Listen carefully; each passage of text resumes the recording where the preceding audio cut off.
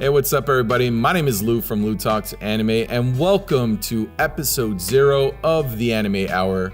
With me today, I have my boy, your boy, everybody's boy, the Ichiban Oni-chan, if you will, Dakota Broski from Dakota Broski TV. I don't know where you got that Ichiban Oni-chan thing from, but I fucking love it.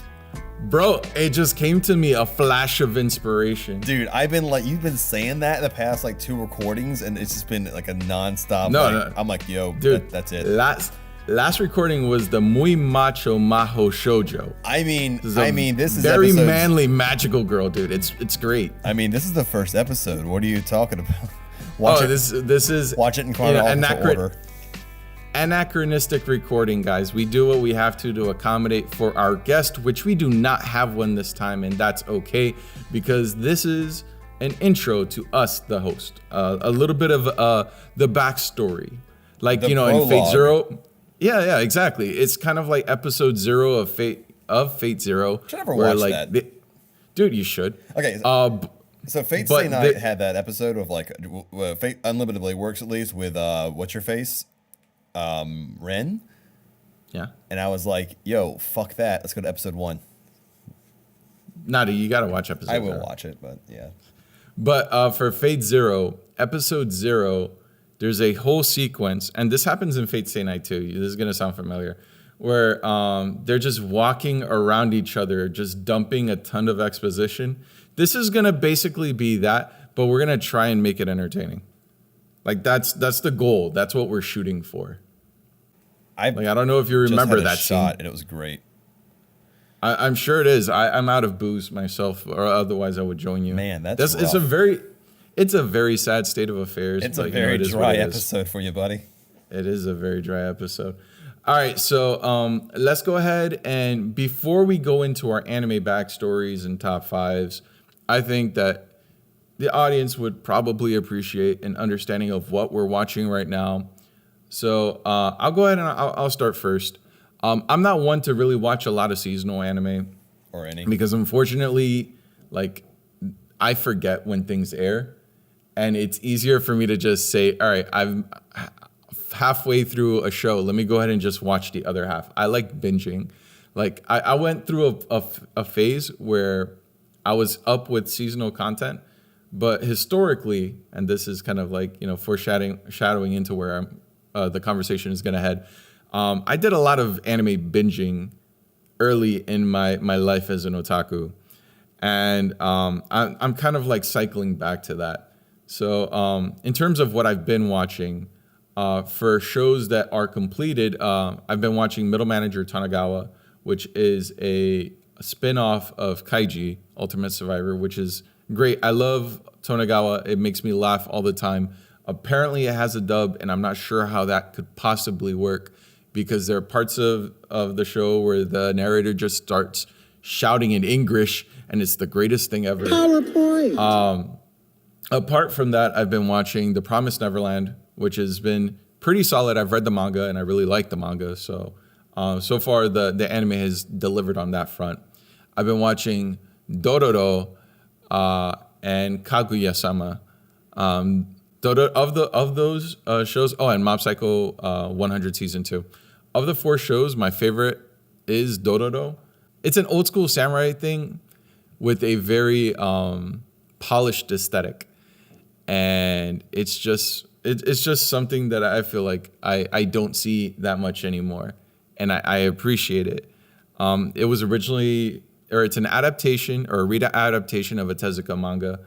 And the only other experience I have with Tezuka is Blackjack, which I've seen the original series and I read the manga and at least part of the manga, which I didn't really like the manga, but I really like the original anime.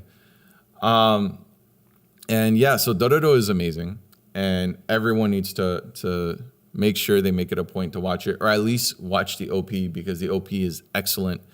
The fight choreography in the show is really good too. So that's if you're a fan of action anime, if you're a fan for historical fiction or with a tinge of a supernatural element, then it's definitely the type of show that you'd like.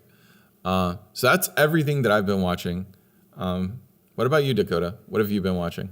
So I've been watching a couple things. One seasonal, which is, well, technically seasonal, it's still airing. It's the That Time I Got Reincarnated as a Slime. I'm watching it simuldubbed because I've recently become, it's a weird evolution in my backstory where I used to like love dubbed anime, and now I'm leaning more towards subs, and I'm starting to hate dubs, which is a really weird place for me to be. But there's certain, like, if I know that Funimation is going to do a simuldub, I know it's probably going to be good. And Slime delivers for me, so I'm watching Slime. If the second Abby and Mr. AJ cosplay hear that shit, the Cartoon Cypher is going to come sniping for us. And then that's going to be how we get them to be a guest. So, perfect. Trap card. Triggered my trap card! I've been watching Fate, like I mentioned earlier, Fate Stay Night. I never really, first of all, everybody will bother you and be like, yo, where do I start in Fate? It's really intimidating to go to. People will say you don't know where to start. Just fucking watch Fate Stay Night Unlimited Blade Works. Start there. Doesn't matter. And then go to Fate Zero. Just as long as you start, that's the main thing.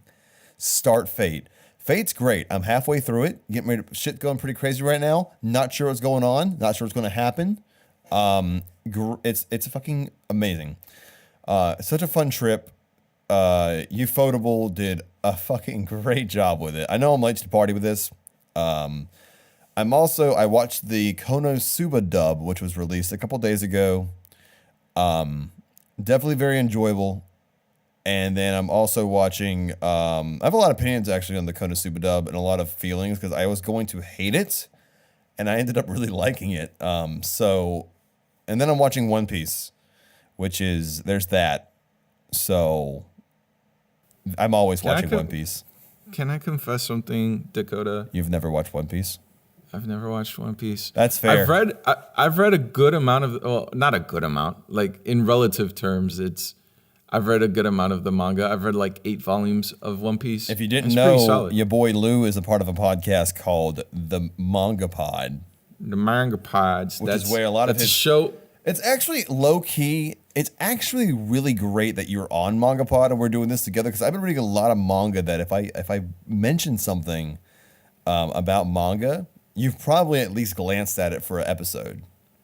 It's a possibility. Like the thing is, there's so much manga that gets published. There's no guarantee. Yeah, I've been reading a lot of manga recently instead of actually anime, which is really weird. I think I have like 29 manga in my queue. Shit. Now, hinted. A lot of those are things that are never going to be updated, like Berserk, or Wandering Island, which I have there for the one day it may upload. There might be a story behind Wandering Island, because it hasn't been updated in over a year. I don't know if the creator just fucking died or something. See, I have no idea. Yeah. There's a manga called We Never Learn, and that's going to be airing this year. So I caught up to that. Domestic Girlfriend is airing right now, which is a shit show, and I can't wait to watch it. So yeah. Where do you want to talk about any of the things that we're watching right now? Well, you said that you're watching Slime, and I haven't seen Slime. Mm-hmm. Even though everyone tells me that I need to watch Slime. Everyone's like, oh, it's the one good isekai show. First of all, there's many. And then second of all, there's always going to be that one show that everybody's like, yo, you got to fucking watch this. And then, like for me, it was so hard to watch Zombieland Saga because everybody last season was shoving it down my throat. And I'm like, yo, I'll get to it when I get to it. You got to go through the fucking appetizers first before I get to the dessert. And you can't force this key lime pie on me right now. Dakota, can I tell you something? You haven't watched Zombieland Saga? I haven't watched Zombieland Saga. It's on my plan to watch, I swear to God. Going back to shit that I've been watching, I finally got around to like getting close to finishing Land of the Lustrous. I only have 2 episodes left. Ooh. So that's on my agenda. Have you hit the weird turn yet? I've hit many weird turns, dude. Have you hit the ice part? Yeah, no, I'm past that, dude. Okay, fucking crazy, right? Yeah, dude. Oh my God. Everything that happens in that show just it constantly subverts my expectations because like I'm expecting it to be this tonally very light thing at first, and then Yeah, when you get comfortable everyone with gets okay, so you get comfortable at the beginning, and then it turns you for a loop, and then you're at a different spot, and you say, okay, cool, well, I'll sit down here. It's very relaxing, and then they flip the table again, and it keeps changing what kind of show it is, and it's phenomenal. It's definitely a show that keeps your interest. I'm already mad that there isn't gonna be more, or there isn't more. I want more. Yeah, Fuck, man. read the manga, Two kid. episodes is not enough. Yo, bro, I've heard that way too many times in my life, man. When can I just get a? Oh, dog, just the link is over here. There's already more.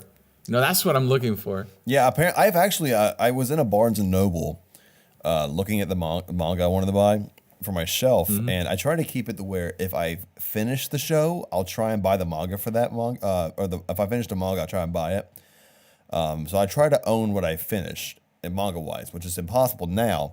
But when I was watching Land of Lustrous, I wanted that manga, and somebody was telling me the stories, and they accidentally spoiled it for me. A lot of the crazy stuff that goes on. So if you think that right now it's crazy, nah, dog, it's insane. All right. Shit, man, I'm gonna have to give it a look. Yeah, suggest it the manga pod. Yeah, and actually. then you'll get to it in a year. Yeah. We have to make that schedule, dude. You just reminded me. Thanks for that. Hey, no problem. Anime Hour doing great things for the community. Dude, that's why we're here. So Slime Isekai, it's definitely a fun show.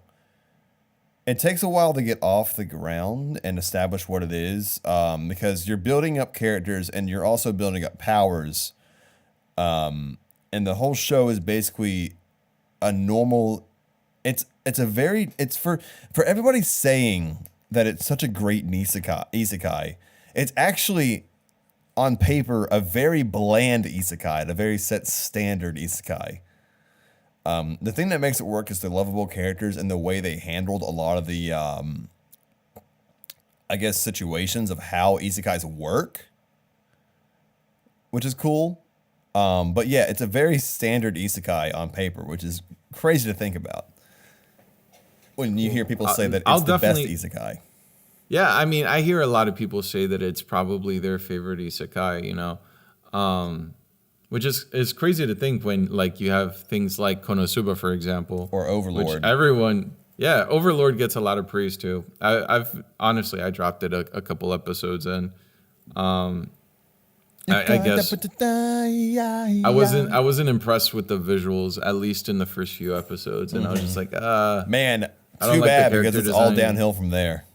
Oh shit. There's like some CG stuff going on right now in season 3. Pretty fucking crazy. Well, I'm glad I jumped ship before I hit that fucking iceberg, dude. All right, so what we want, like one of the main things that we're here to do today is give more info about ourselves, so you guys for future episodes have context. So like this is the exposition dump. I'm the shit one. I mean, same, but whatever. Lou will sound a lot smarter than me, but for at least 5 minutes each episode, I'll pull something out of my ass to sound smart. Dakota, you are a treasure. That's it. Absolutely. That's it. Yeah, you're doing fine, sweetheart. You're doing fine. All right. So what I wanted to get into was our anime backstories. So Dakota, I would like to hear about the first ever anime you saw. Man, what a ride. What and I also want to hear about you too. Okay, so yeah, so tell me what your starting point was and how you made it to where you are today. I was but a wee lad, and I grew up with elementary school, and I was in love with Pokemon, obviously, and then a lot of the other standards like Dragon Ball Z got into that. And then in middle school, I started learning more about like Naruto and One Piece and shit like that, and Bleach, and I loved it. But I fell into victim around 7th or 8th grade of where I was being really bullied a lot for liking anime. So when I hear about a bunch of celebrities nowadays that are like, "Yo, we like anime," my first thought is, where the fuck were you 15 years ago when this needed to happen? Probably in middle school too. That's true. That's the shit. Is that we grew like the people that are celebrities now that are coming out as, oh, we love anime. They grew up when we grew up. The people that were celebrities when we were kids, they weren't into anime, or at least not many of them. I mean, fucking Robin Williams was a huge fan of Evangelion. Neon Genesis Evangelion. Wow. What does he do? Yeah, That's the only one I can come. his daughter's name is Zelda. Like, come on. Yeah. So there was that. I got bullied a lot, and then when I failed a grade, and when I did, all my nerd friends, moved on to high school, and I was stuck in middle school, and I spent that year kind of changing myself, and I got rid of. I literally threw away probably hundreds of dollars worth of Yu-Gi-Oh cards and Shonen jumps and a angsty teen rebellion phase of like, I want to change myself. I just dropped anime completely for like 3 to 4 years. It's ironically, that's when I got my name Broski. Everybody started calling me Broski at that time. And it's ironic that I used that nickname that I used to hide myself in my anime lifestyle, my nerd culture, I guess. And I use that now for my head anime channel and my anime persona, which is really cool. But fast forward, I'm in 10th grade of high school, and I see an ad for, what was it? It was, I watched an anime. Oh, okay. I watched Eureka 7. There's an ad for Eureka 7 on TV. It was on the Sci-Fi Channel. I watched all of Eureka 7. And I fell in love with it. And I was like, well, I'll dip my toe back into anime. So then I watched a YouTube advertisement for Vandred. Has anybody ever heard of Vandred? No, you fucking didn't heard of it. It's a very bad show from 2002, made by Studio Gonzo. And I watched that. I fell in love with it. And it became a set. Everything I started ingesting from then was great for my beginner anime phase, because it was ecchi. It was fun, and it was very fast paced. And it got me to the anime tropes that I would grow to love. From Vandred, I went and watched a really shit show, because I checked out Crunchyroll, called Nogizaka Haruka no Himitsu, which is, have you heard of that one? No, you haven't, because it's a very fucking shit show from Crunchyroll, backstories of Crunchyroll. And from there, I caught up to Bleach. I caught up to Naruto. I watched Eureka 7. I watched, what else was there at that time? And then I started like watching random shows off of Crunchyroll. And then I continued my anime hype until I graduated high school. And then from around high school, after graduating, I started doing YouTube videos because I fell in love with like Podtaku and all that. I always gave Garnt shit because he made this video called the top 20 like shonen or badass anime characters or whatever. And that was the video that got me into anime YouTubing, that series of videos. But yeah, that was my anime backstory. It's weird hearing it out loud because I don't think I've ever explained it into this much detail. I'm glad we're having a heart-to-heart. I want to hold hands with all of you guys, including you, Lou. It's a very intimate experience. We might all fuck. Not sure. Just one big orgy, and that's the summary of my one anime big fuck pile. The if that had to be summed up in a sentence of my anime history, is just one big fuck pile.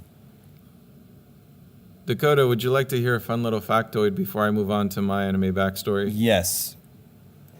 All right. We think of Podtaku as kind of like this huge thing, right? Did you know that Garnt only had 12,000 subs at the start of it? Really? That's how far back that shit was. Wow. Like that's how much he's grown since then. You know, that number actually rings a bell. I think that sounds about right about the time before I watched that that top 20 show anime characters, badass anime characters. Yo, go find that on YouTube. If it's still up, I swear to God, Garn, that better be up. All his old fucking videos are there. Oh, because it's here's so the thing. good. So for those of you that follow me on Twitter, which is at Lutox Anime, if you are like vigilant, you've seen that I've tweeted out a little like reflection on Pataku. And when I scripted this, it was originally going to turn into a video, but I didn't think of a good way of how I wanted it visually. So like I couldn't come up with an idea for it. So I just decided to just dump the script and see what would happen. But I wanted context for where their show was at that time. So I started going back through everyone's older videos. And it's like that was one thing that stood out to me. Like just a month before their first video dropped, he was at like 12,000 subs. And which, if you think about it, he was at the time one of the biggest channels, and look at where he is now. You know, like there's so many people in this community that have cleared that mark of 12,000 subs. Yeah, it's such a huge, and here we are today, phenomenal, like where multiplying.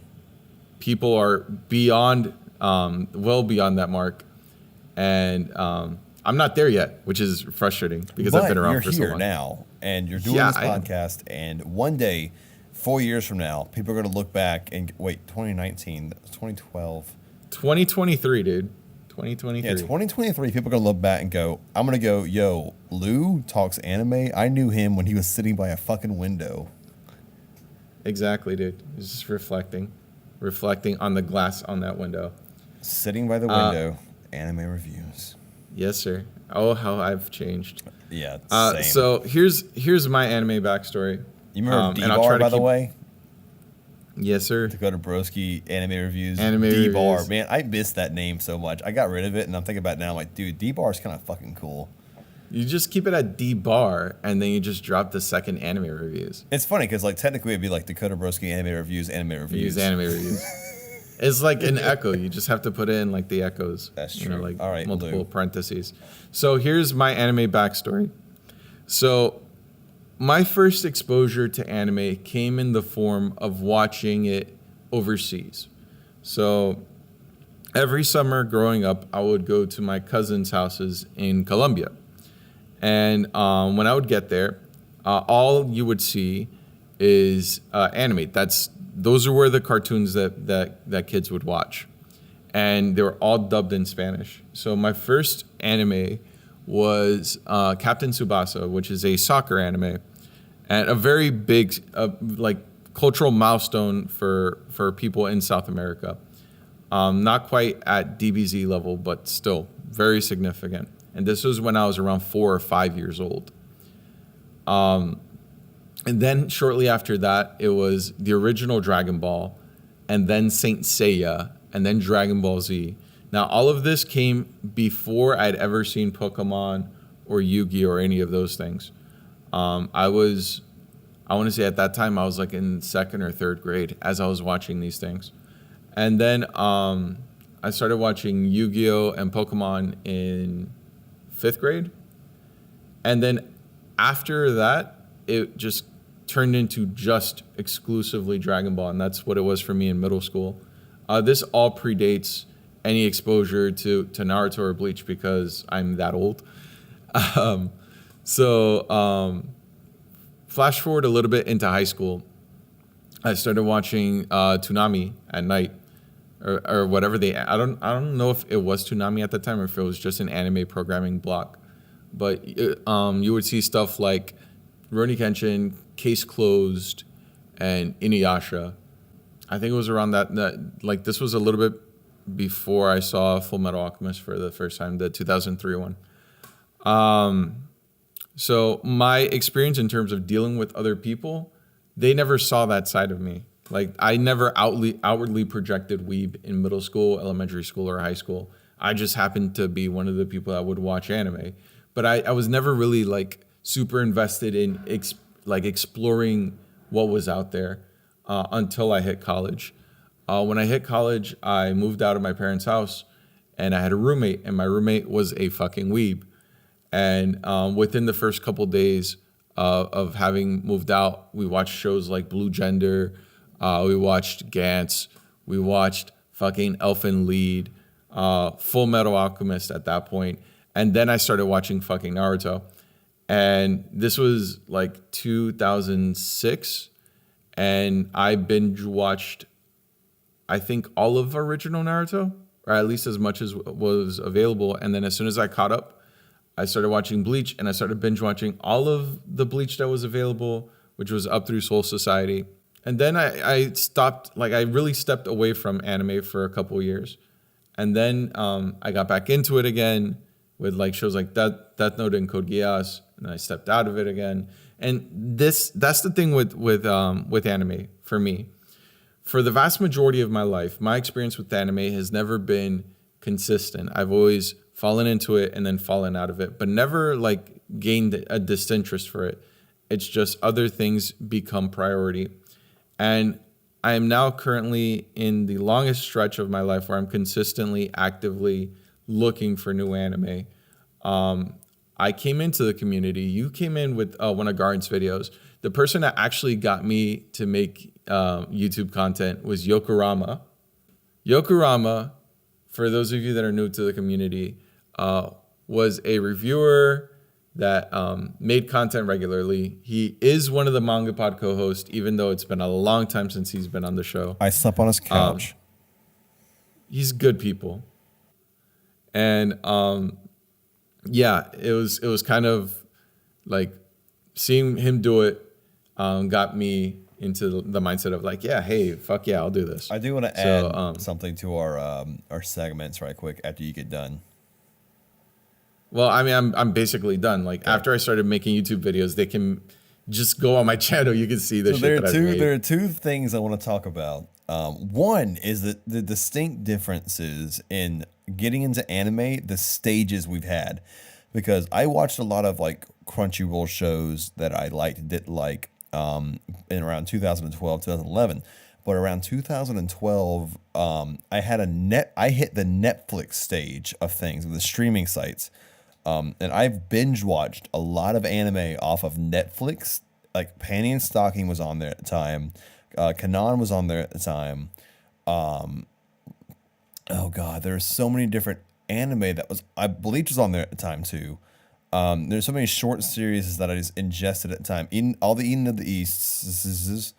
That was the stage I really ingested the most anime in at a time, was that. For you, it sounds like it was the internet era? Actually, not really. In terms of just by volume, the majority of my anime consumption happened between 2012 and 2015. Okay, so we're about the same then. Yeah, dude, I have no idea how many shows I consumed in that amount of time because I wasn't keeping up with seasonals. I would go straight to completed shows and I would watch a new show every day. I like all 13 episodes or 26 episodes every fucking day. I remember my first time like watching Toradora, man. That was like seasonal. Jesus Christ. Another segment I want to bring up, or a little short side note, is to show people how we all started, because we're all human here. We're all people, and we've all wanted to do anime YouTubing at a point in our life, and we wouldn't have gotten to where we are today, which for me is not much, but I'm somewhere, you know? And that all started from something or an effort or some kind of like, so I guess I wanted to say is like how bad my fucking videos were and my process of editing videos were at the beginning, because I had some bad fucking videos. Like the first 50, I think I deleted. Dude, that's everyone though. Everyone's first videos suck. And it's always like, as you learn to do different things, as you learn what works and what doesn't work, you improve, and then your old content is shit. Yeah. Even today, I make videos where I like that. Like last year's videos were not up to par to me. See, for me, it's more to the effect of like my scripting right now. I'm not happy enough with it because I want to do something different, and that's kind of why like my channel has stagnated, is because I'm so fixated on trying to do something different that I just don't do anything at all. Which is why like you'll get the weird avant-garde style video where I make fun of botchamania on my channel every now and then, and then I disappear for months at a time. So the so my process for 2012, I think I started making videos in 2012. I didn't get serious into YouTube until about 2014. But between the years of 2012 and 2013, I had, I tried to like mimic what I saw. So I saw it and I didn't know anybody in the community at that moment. So I was just making random stuff. What I saw was video, audio, and somehow editing that together. My first thought was video. What do? I don't know how to download anime. I'll just download GIFs and pictures and I'll use those.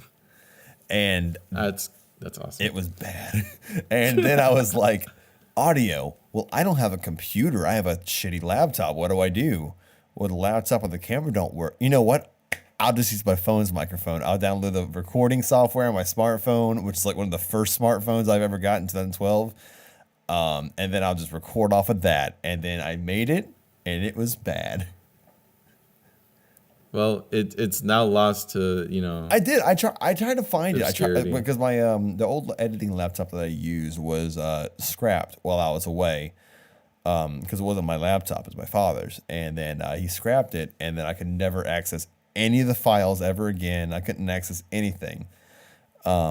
But yeah, no, if you ever wanted to start anime YouTubing, my biggest suggestion is just to have a basic understanding of what somewhat quality is and just go for it.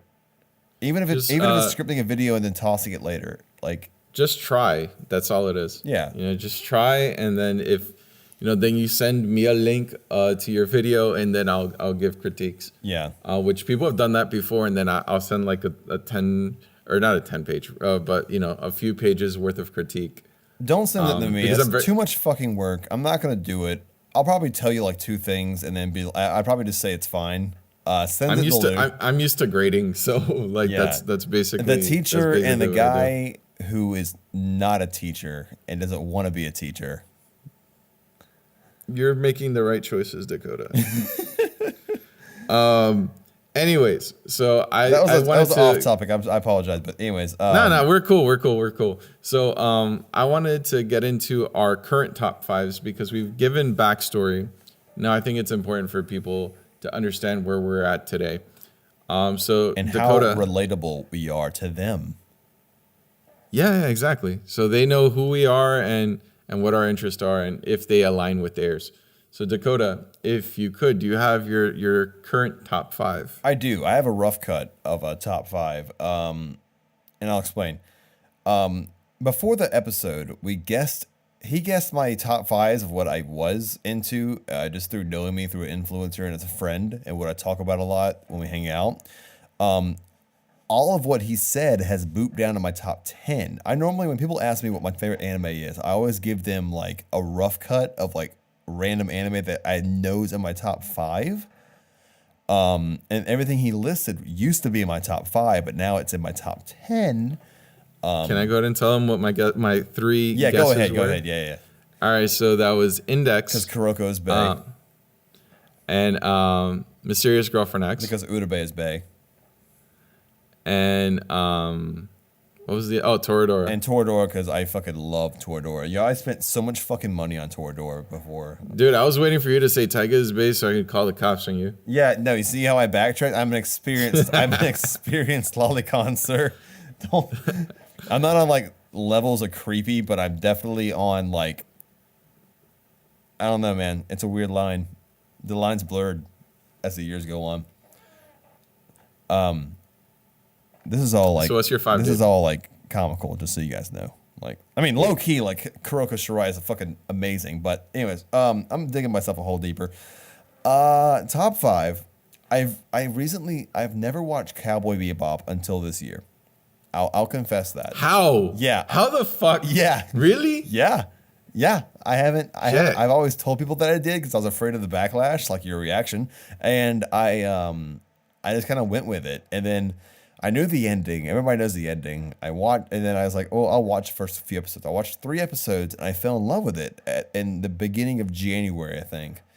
And I told myself that I'm gonna only watch like 3 episodes per month, or the beginning of the month, the end of the month. And I kept doing that, and I slowly ingested this anime, which is I loved it to death. So finally, last year I finished it, and it boosted up to one of my top 2 anime. And it was such a beautiful show. I loved it to death. I loved every bit of it. Another show which I mentioned was our mutuals, was Welcome to the NHK. That's my shit. Yeah, it's pretty fucking good. I love Konosuba like to death. So I have to put it in my top 5 because on the lines of isekai, it just stepped out of its boundaries and became its own thing, and I love that in a show. So I will always defend Konosuba as being one of my favorite animes ever. Eureka 7 because one, it got me into this anime phase, and it also has withheld time really good, which is ironic because I didn't give a shit about the release it did last year because they had the sequel movies. I think it's because it was a prequel technically. I didn't care. I still have to watch them though. So, but I was really excited when they said they were going to come out with it, and then when they came out, I never watched it. Yeah, dude, I haven't seen Eureka 7 in a long ass time. And when like continuations were announced, I was just like, I've heard AO is shit, so I'm gonna It was pretty stay bad. with my satisfying. Pretty bad. Yeah, I'm gonna Pretty stay with fucking what I've bad. seen.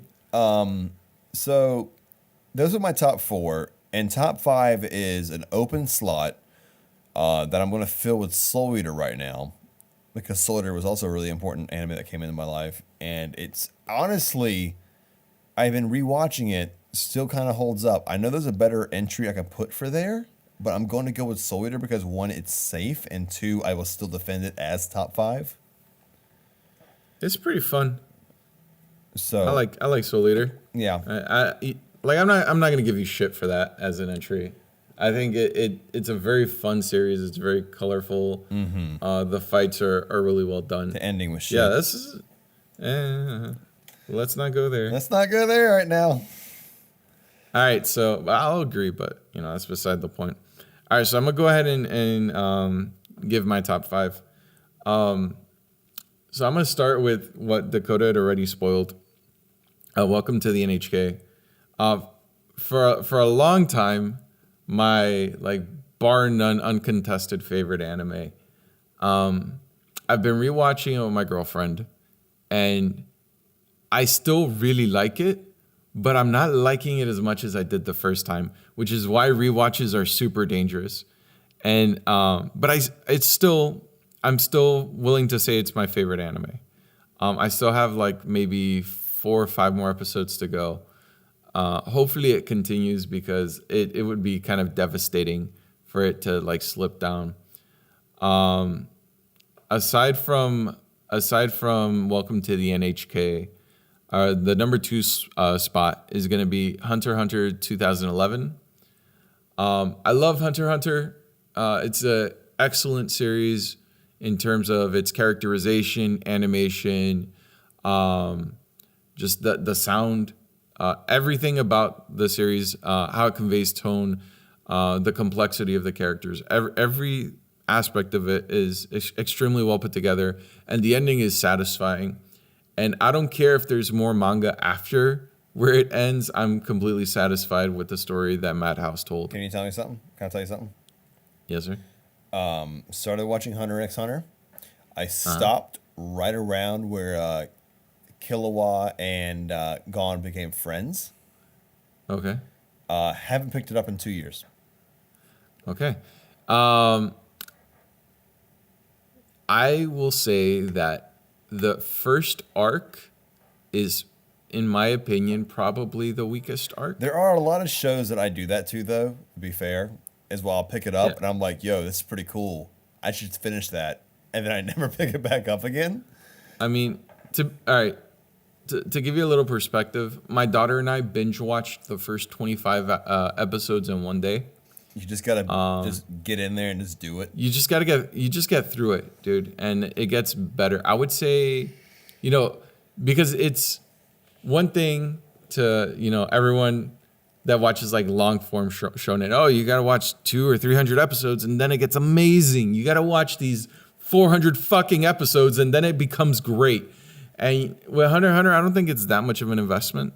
I think no, it's not. Especially it's for the pretty episodes good. it gives out. Yeah, like I think I remember looking back at My Hero Academia. Oh fuck. Okay, that's one of my top 5s. It's in there. I know I said 6, but fuck it. Anyways, with episodes of like 50 episodes like that, you forget how much it's crazy that 50. How much is Hunter x Hunter, by the way? 148 episodes. Yes. Oh, that was totally off then. Never mind. Go on. So Hunter x Hunter is great, and everyone should watch it. Number 3 is Magical Circle Guru Guru, 2017. Great show. Very funny. Lots of interesting character moments. It's a show that doesn't take itself seriously. Very much inspired by video games. The mangaka for Full Metal Alchemist actually worked as an assistant on the source material. And you can tell that she learned a lot from the experience of writing comedy, because there's a lot of comedy in Guru Guru. It's a comedy manga. And the anime just does an excellent job of not skipping a beat and getting so many jokes in back to back to back. I rewatched the show 3 times while it was airing. So I would watch the episode once, and then I would watch it with my daughter because she liked the show too. And then I watched it again just to see if there was anything I missed, because the jokes are that quick that if you're not paying attention, you will miss something. So I've seen that show 3 times, and I like all 3 times, like amazing. Number 4, kind of piggybacking off of Guru Guru, is going to be Full Metal Alchemist Brotherhood. I love Brotherhood. I like it more than 2003. I know 2003 has that dark, somber tone, and it's a very heavy atmosphere. And I appreciate that, but I prefer how Brotherhood just brings everything together, and I get a very satisfying conclusion out of that experience. There are times where I alternate the number 3 and number 4 position, but they're both in my top 5 for sure. And then number 5 is going to be Ava. This one kind of alternates with would be number 6 for me, which is Steins Gate, depending on what is how I'm feeling at the moment. Now, as much as I love Ava, I think it's worth saying that I really fucking dislike Shinji. I love my character of choice in Ava is Masato. Oh my Masato's god, my right? favorite. Yeah, dude, she's amazing. She's a great character. But Shinji is a relatable character. If you were a 15-year-old boy and you were thrown in that situation. See, the thing is, I was 26 or 27 the first time I saw Ava. So you were just sitting there, and that kid going, "Yo, kid, get the fuck up, get in the fucking robot." Get in the fucking robot. No, Shinji. I won't say that Shinji is purely a coward. His actions within the context of the show make sense, or within the context of reality would make sense. The fact is that he still ultimately gets in the robot and does what he needs to do. That kind of redeems him. Yeah, my favorite part about Ava is half the show he's he could walk away at any time. It's just so hard to watch him when he's in his shit, dude. It's one thing to watch Hunter x Hunter, or not Hunter x Hunter. It's one thing to see Welcome to the NHK, and you got the main character Sato in his shit. Yeah, all right, cool. But with Shinji, it's hard to watch, dude. But I still love Ava though. I think it does a lot of interesting things. I think it presents some really interesting ideas. I would say my favorite videos on this series are done by Jack under the scope. Jack's videos, he helps explain a lot of what I think is the best thing about Ava, which is the characters and their hedgehog dilemmas and what makes them such a fragile character to begin with. So I have a friend who absolutely hates Ava to death. Like, he despises the show. And I try to explain like the depths of it, and he just won't have it. So yeah. There's just some people that just can't do aren't it. interested. They can't do it. Yeah, no, they're not interested in that type of That's show, fine. and that's fine. Like there's nothing wrong with that. I'm not gonna lie. I went up and got my vape, and I took a few hits of it, and I got a really good buzz going on right now. Congratulations. I don't have any booze. Episode 0 is like gonna hit a shit show in about 15 minutes. Yeah, well, considering that if we want to stay within the hour, we only have about 8 minutes left. then we're good. We're good. It can hit a shit show in 15 minutes. Also, comment down below your top 5, because I think I would love to see everybody's different. Because everybody in this, like, I've learned recently in the anime community, and definitely in the comment section of videos, there's like a new generation of people coming into anime that have a totally different perspective, different influence, and different admirations for anime and anime influencers than we had. And for the past 4 years, I've only been within and surrounded by similar situations to mine. We're hitting a new generation of anime fans, and especially how widely received anime is right now. So I'd love to hear your opinions down below of what your top 5 are. Post your shit, man. I want to see it too. But so, Dakota, Yo. You shared your top 5. I shared mine. I think it's time we move on to what is going to basically be our legacy segment. The thing that we're going to make it a point to include in every episode, our Waifu Hall of Fame. The Waifu Hall of Fame. So a little context for what the Waifu Hall of Fame is. It's going to be a special moment dedicated to the underappreciated waifus. Because, everyone honors people like Senjugahara or fucking Holo from Spice and Wolf. Time out. Okay, another one. Kurisu. Another add on to my top 5. Number 6 and number 7, Steins Gate and Spice and Wolf. Anyways, go on. So, like, all of those waifus already get all the love. And it's not fair. Like, why should they get all the love? Like, we need to give a moment of time for the underappreciated waifus. The real waifus. Yeah, so, Dakota, do you mind if I go first? Go for it, buddy. All right, so my waifu nomination for the Waifu Hall of Fame, the first ever nomination, is going to be the fabric manufacturers in every Battle Ecchi series. Recently, I was scrolling through Crunchyroll, looking for a show. I don't remember which one. And then I remembered that Ikitosen was a thing. And then I remembered how clothing worked in that. Oh my God. I think the people that manufacture clothing in anime, I would imagine, it would be an antagonist from Kill la Kill if I had to venture a guess. Those types of people would be worthy of this special honor of waifu in the Hall of Fame, a spot in the Waifu Hall of Fame. That would be my nomination. They're probably really well off in money because they must make fucking bank. Like, characters go through clothes like once a week. It's great. Several times per episode. Yeah, watch exactly. Watch Ikitosen. There's like titties popping out everywhere.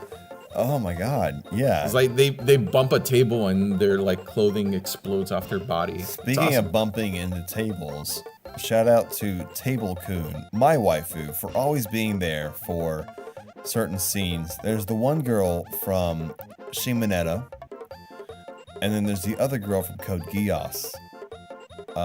Table Kun has always been there for girls who are just tall enough to hit that mark and hit that median. You know what I'm talking about, right? Yeah, no, I know exactly what the fuck you're talking about. God damn it, Dakota. You're setting the bar really high for future waifus for the Hall of Fame. Man, I will say that earlier today, the thought of nominating the table did cross my mind.